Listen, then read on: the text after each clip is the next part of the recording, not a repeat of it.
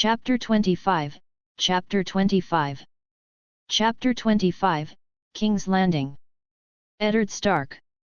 The War Council's words still echoed in Ned's ears as he strode through the camp, satisfaction warming him despite the cool morning air. At last, the North would have its due. Father and Brandon would be avenged, and the realm would know that winter had come for the Mad King. He found his way toward the section where the survivors of the bloody dance had made their camp. The sound reached him before the sight did steel on steel, grunts of exertion, the dull thud of bodies hitting earth. When he rounded the pavilions, he stopped short. Every man had a blade in his hand. Blood gleamed on knuckles and split lips, testament to the fury that drove them. They moved like wolves in a pack, circling, striking, reforming. Some bore fresh cuts that would scar, others nursed bruised ribs, but none showed quarter. The air itself seemed to thrum with violence barely held in check.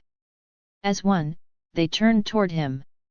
Weapons lowered, but hands remained steady on hilts. "My lord," they murmured, voices rough as winter stone. Ned found Artos at the center of it all, watching his men with the cold satisfaction of a wolf surveying his pack. Blood streaked his knuckles, and his eyes held that familiar gleam, the one that had earned him his name in the field.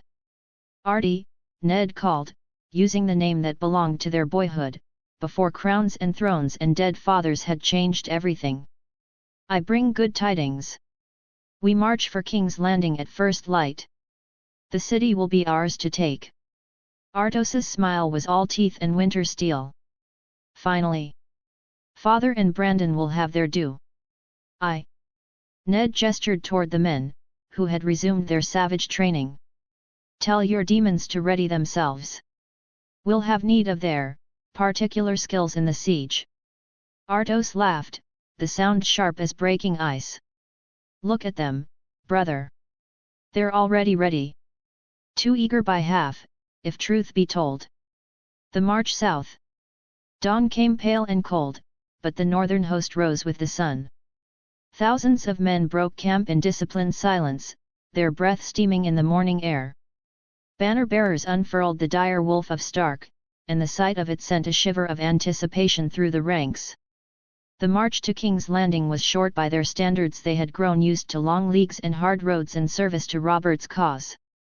But this felt different. This was not another lord's battle or another castle to take. This was vengeance, pure and simple. The men spoke little as they rode, but their eyes held a brightness that spoke volumes. Rickard Stark's murder would be answered. Brandon's death would be paid for in full. The Mad King would learn, before the end, that the North remembered. And when the dragons lay broken, all would know, winter had come to King's Landing. Tywin Lannister. The Raven had brought word of the rebels' victory at the Trident, but Tywin had already been moving his pieces across the board. 12,000 Lannister men, the finest gold could buy, marched at his back. Their armor gleamed, their weapons were sharp, and their loyalty was absolute to him, not to mad kings or dying dynasties. "A Lannister pays his debts," he mused as the towers of King's Landing rose before them. And House Lannister was owed much by this dying realm. The gates opened before him as he had known they would. Fear was a useful tool, and he had cultivated it well. Soon, the gold cloaks stood aside, the servants scattered, and the city lay open like a flower before the sun. "Take what you will," he told his captains, his voice carrying no more emotion than if he were ordering wine with supper. "But remember, when Robert Baratheon sits the Iron Throne, he will need a city to rule.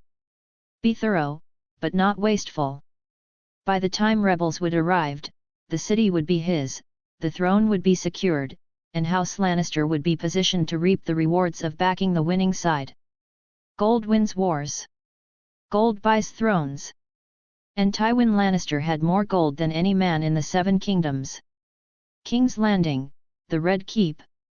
Aerys II Targaryen paced before the Iron Throne like a caged beast, his fingernails leaving bloody crescents in his palms. "Betrayal," he hissed, spittle flying from cracked lips. "The lion comes with fangs bared. They all betray me. All of them. The wildfire sang to him from beneath the city, promising cleansing flame, promising an end to treachery and pain. "Burn them all," he whispered to his new hand, the man who had replaced Chelstead after the unfortunate business with the chains and the fire. "Light them all. Every cache, every jar. Let them burn with their betrayal." Sir Jaime Lannister stood behind the throne, golden hair catching the light that filtered through the high windows. He had heard these words before, had seen the madness bloom like a poison flower in the king's eyes. But this time was different. This time, the king meant it. The king's guard knight moved like quicksilver. His blade took the hand in the throat before the man could speak the word that would ignite the city. The pyromancer fell gurgling, and Jaime stepped over him as if he were no more than a puddle in the rain. "Your Grace," Jaime said softly, his voice carrying easily across the empty throne room. "I cannot let you do this." Ares spun toward him, eyes wide with rage and madness. He shrieked. "You dare draw steel in my presence? You swore an oath. You swore." The sword took him between the shoulder blades, sliding between ribs with the practiced ease of a man who had killed before. The Mad King pitched forward, crimson spreading across his black doublet, and lay still at the foot of his iron seat. Jaime wiped his blade clean and settled himself upon the throne, careless of the dried blood that stained the steps. When his father's men found him there, he was studying his reflection in the steel of his sword. "Shall we proclaim a new king, sire?" one asked, uncertain. Jaime smiled, but it held no warmth. "Proclaim whoever you bloody well please." Artos Stark. The gates of King's Landing stood open when they arrived, and that was the first sign that something had gone wrong. Artos exchanged a glance with Ned, seeing his own suspicion reflected in his brother's grey eyes. "Should be closed and barred," Ned murmured, raising his hand to signal a halt. "This feels like a trap. Or someone else got here first." Artos studied the walls, noting the absence of royal banners. In their place flew the golden lion of Lannister. "Seven hells!" They rode closer, and the sounds reached them screaming, the crash of breaking wood, the ugly laughter of men drunk on violence and loot. The smell followed, smoke and blood and the particular stench of a city under sack. "My lords!" A Lannister knight rode toward them, his surcoat pristine despite the chaos behind him. "Lord Tywin has taken the city for the rebellion. The Mad King is dead, and order is being restored. If you would care to rest your armies outside the walls." "Order!" Artos's voice was winter cold. Behind him, his men stirred like wolves scenting blood. "You call this order?" Through the gates, they could see it all: Lannister soldiers dragging women from their homes, children cowering in doorways, men cut down for the crime of defending their property. Gold cloaks lay dead in the gutters, their blood mixing with the filth of the streets. "Lord Tywin believes it best if the night began." Stig moved like a striking snake, his blade at the man's throat before he could finish. "Back down," the Northman growled, pressing just hard enough to draw blood. "Now. We are knights of House Lannister." The man's voice cracked with fear and outrage. "You cannot." "I decide what we can and cannot do," Ned said quietly, his voice carrying the authority of a lord paramount. "Stand aside." The knight tried again, desperation making him bold. "There's no need for the whole army to enter. The situation is well in hand. Lord Tywin requires." Stig's blade bit deeper, and blood ran down the man's neck. The knight's mouth snapped shut. "Still alive though?" "Step aside," Ned repeated, "or we'll step over your corpse." The northern host poured through the gates like a grey tide, and the true scope of the sack revealed itself. Bodies in the streets, buildings ablaze, the weak preyed upon by the strong. It was conquest without honor, victory without mercy. Artos felt something cold and killing settle in his chest. This was not war. This was butchery. Killing women and children, that's something he wouldn't understand. A group of Lannister soldiers had cornered a woman and her daughter in an alley, their intentions clear. They looked up as the Northmen approached, grinning like the wolves they thought themselves to be. "Stand down," Artos commanded, his voice carrying across the square. "This ends now." The soldiers laughed. "We serve Lord Tywin Lannister," their leader called back. "We don't take orders from some." His head parted from his shoulders before he could finish the insult. Stig's blade sang as it came clean, and the body collapsed in a spray of crimson. "Great John," Artos called, never taking his eyes off the remaining Lannisters. "Organize the men. Anyone caught sacking, looting, or harming innocents dies where he stands. I want order restored, the northern way." "Aye, Commander." The Great John's grin was all teeth and promise. "What about the lions? If they stand down, they live. If they don't?" Artos shrugged. "Feed them to the crows." The Lannister soldiers who had escorted them fled toward the Red Keep, no doubt to warn their lord of this development.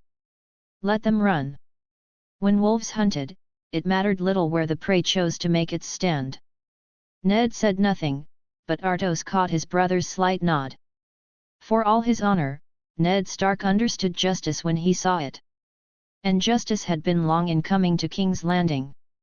"Remember," Artos called to his men, his voice carrying the authority of the ice and steel that had forged them. "No harm to the innocent. No rape, no murder of children or women who offer no threat. But any man who raises hand against those who cannot defend themselves will answer to me personally." The promise in his voice was colder than winter itself. His men had seen what happened to those who crossed the Demonwolf. They had stood in fields afterward, counting the pieces. And so the demons of the north set about bringing their own brand of order to King's Landing. They killed without joy but with purpose, cutting down the predators who fed on fear and weakness. The lions had come as conquerors. The wolves had come as executioners. In the streets where Lannister gold had bought license for atrocity, Northern Steel now wrote the final word. And that word was justice, sharp and cold as winter itself. Dash. Happy Diwali to all of you firework sparkler. Dash. You like the work, please support person with folded hands. Please join the Patreon and join the pack. www.patreon.com/CraganTheBlackWolf. Thank you for your support and I am really grateful. Chapter 26, Chapter 26. Chapter 26, Lions vs Wolves. The stench of smoke and blood hung heavy over King's Landing as the northern armies moved through the city's winding streets. Bodies littered the cobblestones, some wearing the crimson of House Lannister, others bearing no colors at all, just the simple clothes of merchants, bakers, and mothers who had been in the wrong place when the lions came calling. Eddard Stark rode at the head of his column, his grey eyes hard as winter steel as he surveyed the carnage. Beside him, his brother Artos sat his destrier with barely contained fury, one hand resting on his long sword pommel. The blade seemed to thirst for blood after the disappointment of finding King's Landing's gates already thrown open. "Hold the line," shouted Great John Umber from somewhere ahead, his booming voice carrying over the clash of steel. "No quarter for rapists. Cut down any man caught with his cock out." The northern soldiers had initially hoped to find resistance at the city walls, something to sate their bloodlust after the victory at the Trident. Instead, they'd found Lannister banners flying from the battlements and gates flung wide in supposed welcome. But the welcome had been a lie. What they'd discovered within was a city being torn apart by men wearing the Golden Lion, soldiers more interested in filling their purses and forcing themselves on terrified women than maintaining order. The Northmen had tried to parley at first. They'd approached the Lannister men with words of peace first, reminding them they fought for the same cause now that Prince Rhaegar lay dead. But arrogance ran in Lannister blood like a sickness, and that had been their mistake. Now the streets rang with the sound of northern steel finding Lannister flesh. Not a massacre, Eddard had been clear about that, but a culling. Every man caught in the act of rape died where he stood. Every soldier loading stolen goods into carts found himself facing a dire wolf's fury. It wasn't war, not truly, but it was something, and after weeks of marching and waiting, the men were truly bloodthirsty. A Lannister knight stumbled into the throne room of the Red Keep, his once pristine armor now dented and bloodied. Tywin Lannister stood before a massive war table, studying a map of the city with the same cold calculation he brought to everything else. "My lord," the knight gasped, dropping to one knee. "The Starks have arrived in King's Landing. They've brought their full host within the walls. They've expressed displeasure with our methods of securing the city." Tywin's green eyes never left the map. "Have they now? Bring me Lord Stark. We'll discuss these methods of mine." The knight swallowed hard. "My lord, they refused our invitation. They've begun taking control of the city themselves. They're attacking our men." Now Tywin looked up, his expression as dangerous as a blade's edge. "Attacking? Did you not tell them we took this city for the rebel cause?" "I did, my lord, but they care nothing for causes. They're killing anyone caught raping or looting. They've already put dozens of our men to the sword." The muscles in Tywin's jaw tightened. Someone dared attack his men. Someone dared challenge his authority. In all his years, few had been so bold or so foolish. "Take me to them," he commanded, his voice soft as silk and twice as deadly. The northern host had formed a rough perimeter around one of the city's main squares, their banners snapping in the autumn wind. The dire wolf of Stark flew highest, but Eddard could see the standards of Karstark, Umber, Mormont, and a dozen other northern houses beneath it. His men had done well. The square was clear of bodies now, though dark stains on the cobblestones told their own story. Artos stood near the center of their formation, cleaning his blade with a piece of torn silk. His face was grim with satisfaction. "Brother," he called as Eddard approached. "The lions are learning to keep their claws sheathed." "At what cost?" Eddard asked, though he knew the answer. He could see it in the smoke rising from nearby streets, hear it in the distant screams that still echoed through the city. "Less than if we'd done nothing," Artos replied simply. "Though the damage was already done before we arrived." A commotion at the square's edge announced the arrival of Tywin Lannister. The Lord of Casterly Rock rode a magnificent destrier as golden as his hair had once been, surrounded by a dozen knights in crimson cloaks. His presence seemed to draw the very light from the air, and Eddard felt his men tense behind him. Tywin's voice carried clearly across the square, cold and controlled despite the circumstances. "What in the seven hells do you think you're doing? You're butchering my men like cattle. End this madness immediately." Eddard urged his horse forward, meeting Tywin's glare with northern steel.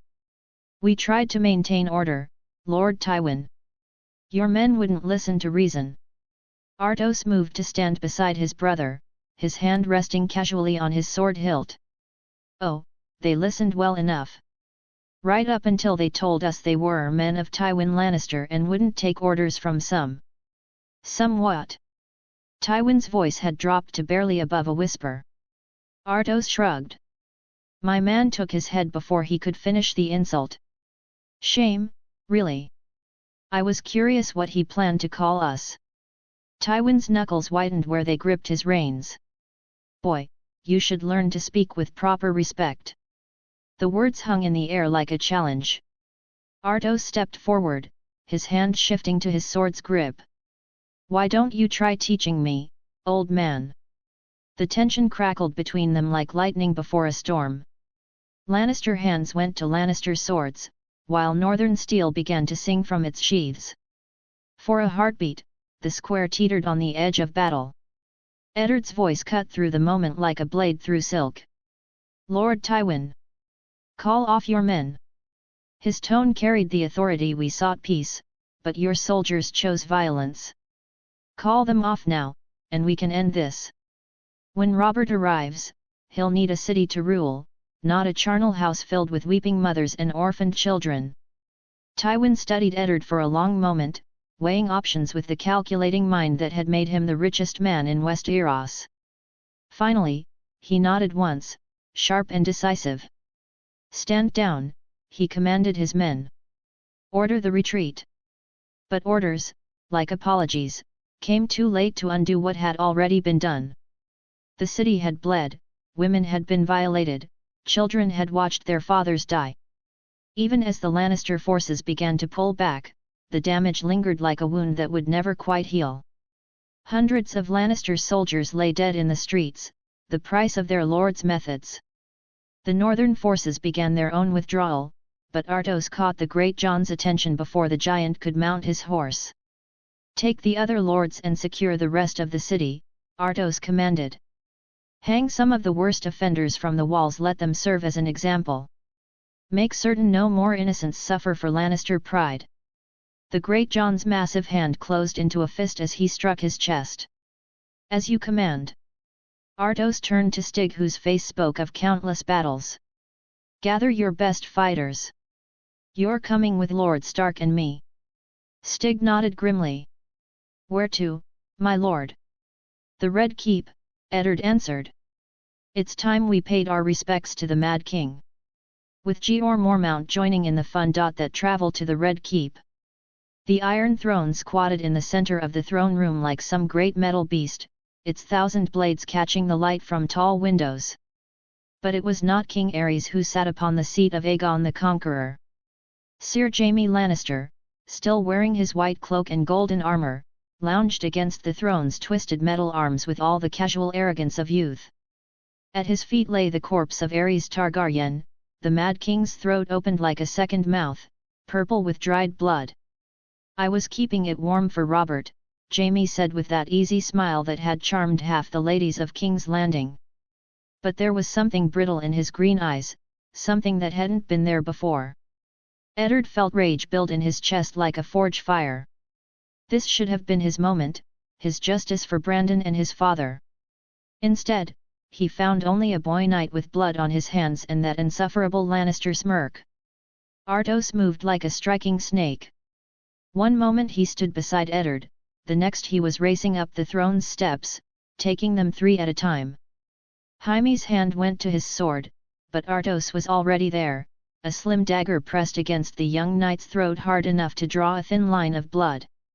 "Give me one good reason," Artos snarled, his face inches from Jaime's, "why you had to kill him. One reason why you couldn't wait for justice to take its course. And don't you dare feed me some noble lie about honor." Jaime tried to draw his blade, but Artos shifted his weight, pressing the dagger deeper. A few drops of blood ran down the white wool of the King's Guard cloak. "You can't do this to me," Jaime said, though his voice had lost its earlier confidence. "I'm a Lannister, you northern fool." Artos grabbed Jaime by his golden hair and slammed his head back against the throne's metal arms. The impact rang like a bell, and several of the ancient blades drew fresh blood from the young knight's scalp. "Give me a reason," Artos repeated, each word a separate threat. The easy confidence was gone from Jaime's face now, replaced by something raw and desperate. The events of the day had already stretched him to his breaking point, the king's final madness, the weight of king slaying, the guilt that gnawed at him despite knowing he'd saved the city.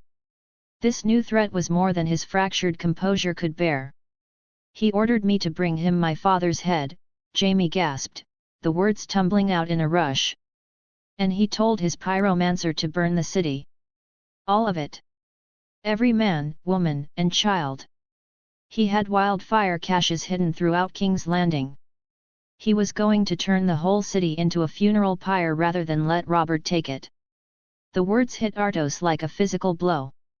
The dagger trembled in his hand as the implications sank in. "Fuck," he whispered, then louder, "Fuck." The word echoed through the throne room as he stepped back, his rage deflating like a punctured wineskin. Eddard moved to his brother's side, placing a gentle hand on Artos's shoulder. "Easy, brother. He's dead now. That's what matters." But Artos pulled away, his face twisted with frustration and bitter disappointment. "I came all this way to kill him myself, Ned. I wanted to look into his mad eyes when I sent him to whatever hell awaits." He turned to stare at Aerys's corpse, his hands clenching and unclenching at his sides. "Brandon died screaming because of him. Father burned alive. And I don't even get the satisfaction of justice. The throne room fell silent save for the whisper of wind through the tall windows. Jaime remained slumped against the Iron Throne, blood trickling from his scalp, while the body of the Mad King lay cooling in a pool of its own gore. The game was over, the war all but won, but somehow it felt like everyone had lost something in the playing. The Mad King, Artos said finally, his voice hollow. At least history will remember him by his right name. You like the work? Please support person with folded hands. Please join the Patreon and join the pack. www.patreon.com/CraganTheBlackWolf. Thank you for your support and I am really grateful. Chapter 27, Chapter 27. Chapter 27, Silent Wolf and Demon Wolf. The chamber Artos had claimed was small and sparse, little more than a servant's quarters in the Red Keep's lower levels. A single tallow candle flickered on a rough wooden table, casting dancing shadows on the stone walls. The youngest Stark brother sat hunched on a simple stool, a wineskin cradled in his hands like a man trying to drown his sorrows one swallow at a time. The door creaked open, and Eddard stepped inside, his grey eyes taking in the scene with the practiced assessment of an older brother who had spent years reading Artos's moods. "Artie," he said quietly, closing the door behind him. "Why are you hiding down here, drinking alone? You should be with the men, celebrating. They're asking for you." Artos didn't look up from his wineskin. "Celebrating what?" "We won the damned war," Eddard replied, moving closer. "We avenged Father and Brandon. Isn't that enough?" The question hung in the air like smoke from a dying fire. Artos finally raised his head, and Eddard could see the hollow look in his brother's dark eyes, the same look he'd worn after their first real battle, when the reality of killing had settled into his bones. "Did we really avenge them, brother?" Artos's voice was rough from drink and exhaustion. "Not one dragon died by Stark hands. Not one." Eddard pulled up another stool, the wood scraping against stone. "But they did die, didn't they?" They could have died of old age too." Artos took another pull from his wineskin, the bitter edge in his voice sharp enough to cut. "Should we have waited until we were too grey and weak to hold a sword?" "But they didn't die of old age," Eddard said firmly. "They died because we fought a war and won it. Because we stood up when it mattered." Artos started to speak, frustration building in his throat. "Yet we Starks weren't able to kill a single drag." "Yes, we did avenge them," Eddard cut him off, his voice carrying the authority that had commanded armies. "If we hadn't acted, if we hadn't started this war, none of it would have happened. So we did avenge them. We destroyed the dragon's hold on the realm." He leaned forward, catching his brother's eye. "It isn't about who swung the killing blow, Artie. It's about getting justice for Father and Brandon. And we did that." Artos studied his brother's face for a long moment, then nodded slowly and held out the wineskin. "Here. Drink with me, brother." Eddard accepted the offering and took a cautious sip, then immediately erupted into a fit of coughing as the liquid burned down his throat like liquid fire. "Seven hells, Artie! What is this poison?" For the first time that evening, Artos laughed a real laugh, not the bitter thing that had been coming from him lately. "Fermented goat's milk. Got the recipe from a wildling I killed beyond the wall a few years back. Found his pouch after the fight and decided I liked the taste. Learned to make it properly when we wintered at last hearth." Eddard wiped tears from his eyes, though whether from the drink or the coughing, he couldn't say. "Strong and hard as a Northman, I'll give you that." Artos agreed, taking the skin back. They sat in comfortable silence for a while, passing the potent drink between them as the candle burned lower. Finally, Eddard spoke again, his voice softer now. "You know, Artie, it's good to see you're still here. Still yourself, I mean. I was worried after everything that's happened that you might lose yourself in all the blood and killing." The words were carefully chosen, but Artos understood their true meaning. His brother was talking about King's Landing, about the Lannister soldiers he'd cut down, about the reputation that was already spreading through the camps. Demonwolf, they called him now. Some said it with fear, others with something approaching awe. I'm not the same person I was when we left Winterfell, Artos said quietly. The war changed me, Ned. Changed us all. But I'm still a Stark. He met his brother's eyes. I kill soldiers, not women and children. I know the difference between war and murder. Eddard nodded. Spoken like a true Stark. They drank again, the harsh liquor warming them both against the stone chamber's chill. The alcohol was loosening tongues and easing old tensions, the way it always did between brothers who had shed blood together. You know, Artos said after a while, you could have taken the Iron Throne yourself, brother. Both Jonathan and Robert would have supported you. Hell, they might have preferred it. Eddard shook his head. They might have. But the North is enough for me. More than enough. And Robert's my best friend. I wouldn't do that to him. The throne is his by right of conquest. Artos grinned, the first real smile Eddard had seen from him in weeks. Our ancestors would be furious with you for that, you know. I can practically see Theon the Hungry Wolf rising from his grave to box your ears for passing up a crown. Fuck off, Artie, Eddard replied, but he was smiling too. Artos's grin widened at hearing his proper, honorable brother curse like a common soldier. Some things, at least, never changed. War might make demons of men and wolves of boys, but it couldn't break the bonds between brothers who had grown up in the cold halls of Winterfell, dreaming of glory and never imagining the true cost of getting it. The candle guttered lower, casting their shadows long against the stone walls, and for a moment they were just two boys again, sharing secrets in the dark. Sorry couldn't upload on Friday. I was very sick.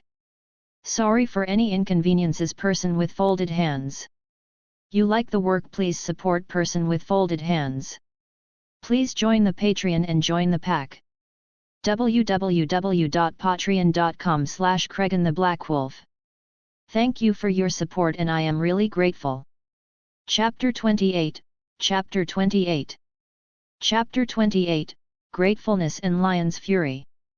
The morning sun cast long shadows through the Red Keep's corridors as Artos Stark made his way toward the city gates. His conversation with Ned the night before had lifted some of the weight from his shoulders, though the taste of that wildling goat's milk still burned in his throat. Today he would see for himself how the northern lords were faring in their task of keeping King's Landing from tearing itself apart. Bert fell into step beside him as they passed through the castle's main courtyard, the grizzled man-at-arms scanning the ramparts with the practiced eye of someone who had spent years watching for trouble. Quiet morning, my lord, Bert observed, his hand resting casually on his sword hilt. Artos replied. Let's see if it stays that way. The city streets told a different story than Artos had expected. Order had been restored faster than he'd dared hope, and the small folk moved about their business with something approaching normalcy. Market stalls were opening, children played in the side streets, and the smell of fresh bread was beginning to overpower the lingering stench of smoke and blood. The key, Artos realized, was food. With the Lannisters now firmly in the rebel camp, their supply lines had opened up, bringing grain and salted meat into the city for the first time in months. Hungry people were desperate people, and desperate people did desperate things. Feed them, and half the battle for order was already won. Still, Artos knew the real solution lay with the Reach. The Tyrells controlled the realm's breadbasket, and until they bent the knee, King's Landing would remain vulnerable to famine. His thoughts turned to Mace Tyrell, currently enjoying the hospitality of a rebel cell. The man was a fool, but he was a useful fool. His capture would force the Reach to negotiate, especially with his mother Lady Olenna pulling the strings from Highgarden. The Queen of Thorns, father had called her once, when he'd told Brandon stories of the great houses and their schemes. A dangerous woman who ruled through wit and cunning while her son played at being lord. She would bend the knee now that the dragons were dead, but she'd extract every concession she could in the process. The sound of familiar voices drew Artos from his brooding. He'd reached the main market square, where several northern lords were overseeing the day's patrols. Lord Artos, called Lord Cruin, approaching with Lady Maege Mormont at his side. Both looked well rested despite their duties, though Maege wore the expression of someone deeply bored with peacekeeping. Artos nodded to them both. Lord Cruin, Maege. I see the duty of maintaining order has fallen to you. Your brother divided the work among all the northern lords, Cruin replied. We take shifts, keep the peace, make sure no one gets ideas about settling old scores. Maege snorted. Boring work, if you ask me. After the lions ran with their tails between their legs, there's been precious little to do but stand around looking stern. Artos couldn't help but smile at her bluntness. I know how tedious it must be, but it's important work. Otherwise the hyenas in lions' clothing might come back to try their false roars again. Both lords laughed at that, and Artos felt some of the tension in his shoulders ease. The north was holding together, doing its duty as it always had. In the narrow alleys and crowded tenements of King's Landing, the small folk went about their daily lives with a mixture of relief and wariness. The sacking was over, the raping had stopped, and for the first time in months, there was bread to be bought at reasonable prices. The Northmen were a strange sight in the southern city, tall, grim-faced men with thick rugged beards and stern look in their eyes. They moved through the streets like wolves among sheep, and the common people had heard the stories. Demons, some called them. But these demons protected women from rape and children from slaughter. They hanged looters from the city walls and left their bodies as warnings, but they paid fair prices for bread and ale. They looked frightening with their savage grins and blood-stained mail, but they obeyed their commanders and kept their swords sheathed around the innocent. Word spread through the taverns and markets that this discipline came from the youngest Stark brother Artos, the one they called the Demonwolf, commander of the northern host. He and his brother Lord Stark were the one who'd given the orders to protect the small folk, who'd killed Lannister's soldiers to stop the sacking, who'd faced down Tywin Lannister himself in the city square. Without the Northmen knowing it, they were becoming heroes in King's Landing.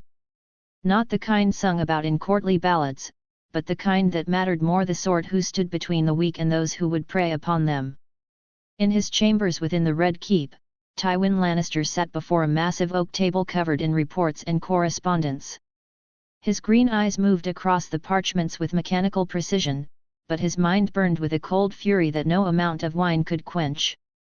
The Starks had humiliated him. They'd killed his men in the streets like common criminals, challenged his authority in front of witnesses, and threatened his son on the Iron Throne itself.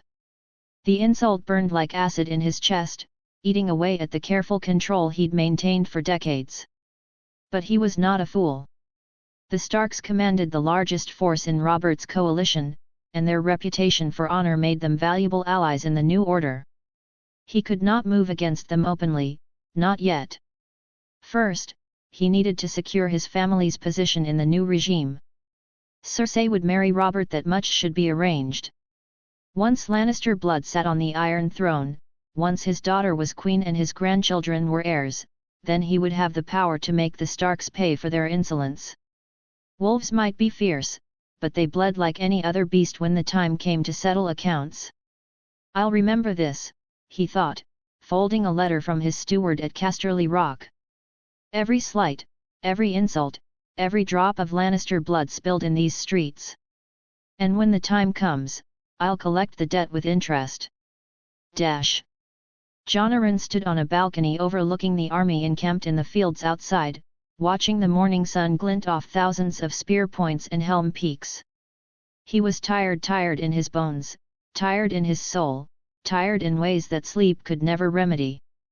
War aged a man faster than winter, and this war had aged him a decade in the span of 2 years.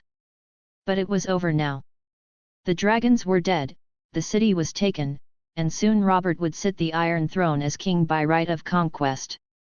5 of the 7 kingdoms had declared for them, and the remaining 2 would follow once they saw which way the wind was blowing. A raven had arrived that morning with news from the capital. Aerys was dead, killed by his own king's guard, and the Starks had the city well in hand. It was time to march, time to see Robert crowned and sworn, time to begin the long work of rebuilding a realm torn apart by civil war. Robert had recovered from his wounds at the Trident, though Jon could see the shadow of pain that still crossed his face when he moved too quickly. The new king would need guidance in the years to come, would need steady hands to help him navigate the treacherous waters of courtly politics. Jon had served one king faithfully, now it was time to serve another. The realm must have peace, he thought, watching the banners snap in the morning breeze. Whatever the cost, whatever compromises must be made, the realm must have peace. He turned from the balcony and walked back toward his pavilion, where 100 details awaited his attention. There would be time for rest when Robert wore the crown, when the lords had sworn their oaths, when the last embers of Targaryen resistance had been stamped out. Until then, there was work to be done. You like the work? Please support person with folded hands. Please join the Patreon and join the pack. www.patreon.com/CraganTheBlackWolf. Thank you for your support and I am really grateful. Chapter 29, Chapter 29.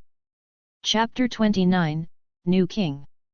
The bells of King's Landing rang out across the city as Robert Baratheon rode through the streets toward the Red Keep, their bronze voices declaring to all who would listen that the realm had a new king. Banners bearing the crowned stag of House Baratheon flew from every tower and gatehouse, snapping in the autumn wind like victory made manifest. The small folk lined the streets to catch a glimpse of their new ruler, the Demon of the Trident, the man who had crushed Prince Rhaegar with his great warhammer and ended the Targaryen dynasty. They cheered because they were expected to, but there was genuine relief in their voices. Anyone was better than the Mad King who had burned lords alive and talked of roasting the entire city in wildfire. Robert and Jonathan had been impressed by what they found in the capital. The northern lords had restored order with swift efficiency, the streets were clear of bodies, and the small folk moved about their business without the constant fear that had marked Aerys's final years. Now, days later, the formal ceremony was complete. Robert wore the crown of Aegon the Conqueror, and the time had come for the great lords to bend the knee. The throne room had been cleansed and decorated for the occasion, though dark stains still marked the stones where King Aerys had died. The Iron Throne loomed over everything, its 1,000 blades gleaming in the torchlight, and Robert sat upon it with obvious discomfort. Let all who would swear fealty to Robert, first of his name, come forward, the herald announced. Jonathan approached first, his aged knees creaking as he knelt. I, Jonathan, Lord of the Eyrie, swear to be your man, to hold faith and truth, to love all that you love and shun all that you shun, in life and death. The Vale Lords followed their liege's example, each man taking the ancient oath in turn. When they finished, Robert formally named Jonathan as his hand, the golden pin gleaming as it was fastened to the older man's doublet. Then came the North. Eddard Stark walked forward with measured steps, eyes hanging at his side, and dropped to one knee before the Iron Throne. I, Eddard Stark, Lord of Winterfell and Warden of the North, swear by the old gods to be your man, to hold faith and truth, to love all that you love and shun all that you shun, in life and death. But as Eddard rose, only some of the northern lords stepped forward to follow his lead. Lord Manderley knelt, as did Lord Dustin and several others, but many remained standing. The absence was conspicuous, and murmurs began to ripple through the assembled lords. Jonathan's weathered brow furrowed with concern. Why do not all the northern lords bend the knee and swear their oaths? Eddard sighed heavily, the sound carrying years of frustration with southern expectations. My lord hand, the north has its own customs. The mountain clans have never bent the knee to anyone, not even the lords of Winterfell. Neither have the lords of Skagos. And what of the others? Jonathan pressed, his eyes moving to where Jeor Mormont stood straight and unbending. The Lord of Bear Island's gruff voice carried clearly. We Mormonts kneel to none save the Starks of Winterfell. Have done for 1,000 years, will do for 1,000 more. The murmurs grew louder now, and Eddard could hear whispers of northern arrogance and disrespect to his grace from the southern lords. Jonaran's gaze shifted to Artos Stark, who stood with his hand resting on his sword hilt. "And you, Lord Artos?" "I bend the knee to no one but the Starks of Winterfell," Artos replied, his voice carrying the certainty of winter itself. The throne room erupted in angry voices. Lords pointed and gestured, their words blending into accusations of disloyalty and challenges to royal authority. Tywin Lannister's voice cut through the chaos like a blade through silk. "This is preposterous. We speak of the King of the Seven Kingdoms, yet some refuse to show proper respect. This challenges his grace's very legitimacy. This is not some child's game, boy." Artos turned to face the Lord of Casterly Rock, his young face hardening. "The North has bled and died for this cause, old man, unlike those who waited to see which way the wind blew before declaring their loyalty." Shocked silence greeted this insult to the mighty Tywin Lannister. The Lord's green eyes flashed with cold fury. "This is not a jesting matter," Tywin said, his voice soft and deadly. "Bend the knee now. This kingdom has no place for your petulant mood swings. Why don't you try to make me, old man?" Artos shot back, his hand shifting to his sword's grip. The threat electrified the throne room. Hands moved to weapons, and Robert's voice boomed out over the rising tension. "Enough! Stand down, all of you!" Jonaran stepped forward quickly, recognizing the danger. "Your Grace, the Northmen have sworn fealty through their liege lord, who has proven his loyalty beyond question. Perhaps we can respect their ancient customs, as they have respected the Crown's authority. The North has bled most for this victory and secured your capital." Robert considered this, then nodded slowly. "The North has proven its faith with blood and steel. The matter is closed." The tension eased, though many lords continued muttering. The ceremony proceeded with Sir Brynden Tully kneeling for his brother, then the few Stormlanders taking their oaths. Finally came the Lannisters. Tywin approached the throne with perfect dignity, his golden hair catching the torchlight. He knelt with practiced grace. "I, Tywin Lannister, Lord of Casterly Rock, Warden of the West, swear by the Seven to be your man." His bannermen followed suit, their armor gleaming, their oaths properly spoken. But as the formal words concluded, Tywin rose with a thin smile. "Your Grace, House Lannister brings you a gift to celebrate your coronation and ensure the security of your dynasty." Eddard felt ice form in his stomach as Lannister guards entered bearing bundles wrapped in crimson cloth, the red of House Lannister. The bundles were roughly human-sized, one large and two terribly small. "The last of the dragon's line," Tywin announced. The crimson cloths were pulled away, revealing three bodies on the cold stone floor. Princess Elia Martell lay in the center, her Dornish beauty marred by bruises and worse. Beside her were her children, little Rhaenys, barely past her third nameday, her small body pierced by countless sword wounds, and baby Aegon, not yet 2, his skull crushed until his face was unrecognizable. The throne room fell into horrified silence. Even battle-hardened knights turned away from the sight. "What in the seven hells is this?" Eddard demanded, his voice shaking with rage. "You've butchered an innocent woman and her babes." "A necessary measure," Tywin replied calmly. "To ensure his grace's reign remains secure, without future pretenders." Robert leaned forward on the Iron Throne, studying the small corpses with cold blue eyes. "Dragonspawn," he said simply. "They were dragonspawn, Ned. Nothing more." The words hit Eddard like a physical blow. They were children. Innocent babes with no part in their father's crimes. Where is the honor in this slaughter? "Dragonspawn they were, and dragonspawn they died," Robert snapped, his face flushing with anger. "I'll hear no more of it." "This is murder," Eddard said, stepping forward. "Plain and simple murder, and I will not." "The deaths were, regrettably brutal," Jonaran interjected, his own face pale. "Perhaps a cleaner end might have sufficed." Artos Stark's voice rang out like a bell. A cleaner death? Regrettably brutal. His dark eyes fixed on the hand with withering contempt. Where is your precious honor now, Lord Arryn? What happened to as high as honor? Is this your nobility standing silent while babes are butchered like sheep? The accusation struck home, and Jon Arryn's face flushed with shame. The men who did this should face the king's justice, Eddard declared. Death, at the very least, for the murder of innocents. Those are my men, Tywin replied coldly. I will not see them punished for serving the crown. Enough! Robert roared. The matter is closed. No harm comes to Lord Tywin's men, and that is final. Artos laughed, but the sound held no mirth. Is this our great king? The demon of the trident, cowering before a babe who couldn't even speak. His gaze shifted to Tywin.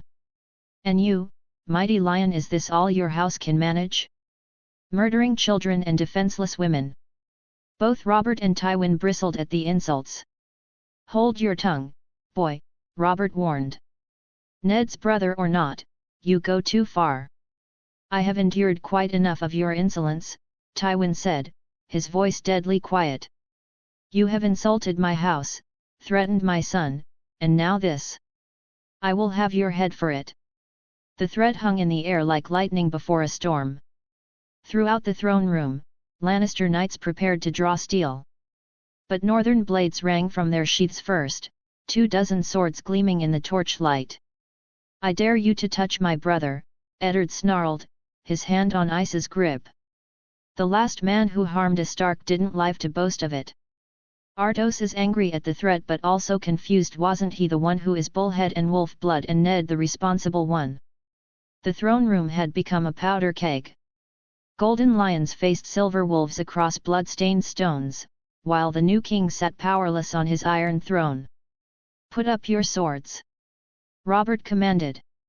All of you! This is my court, not a battlefield. Please, Jon Arryn added desperately. We are allies, not enemies. Lord Eddard, I beg you. Eddard looked at his foster father for a long moment, seeing the plea in those tired eyes. Finally, he nodded. Sheath your steel. For now. Reluctantly, the northern blades disappeared. Jon Arryn turned to Tywin with the same pleading expression. Lord Tywin, please. After a tense heartbeat, Tywin gestured and his men stood down as well. But the damage was done. The new reign had begun with innocent blood, and everyone in that throne room knew that some wounds would never heal. The coronation feast would follow, wine would flow, and lords would make merry. But the bodies of Elia Martell and her children would lie between them all, a reminder of the price of crowns and the cost of victory. You like the work? Please support person with folded hands. Please join the Patreon and join the pack. www.patreon.com/CraganTheBlackWolf. Thank you for your support and I am really grateful. New chapter is coming soon. Write a review.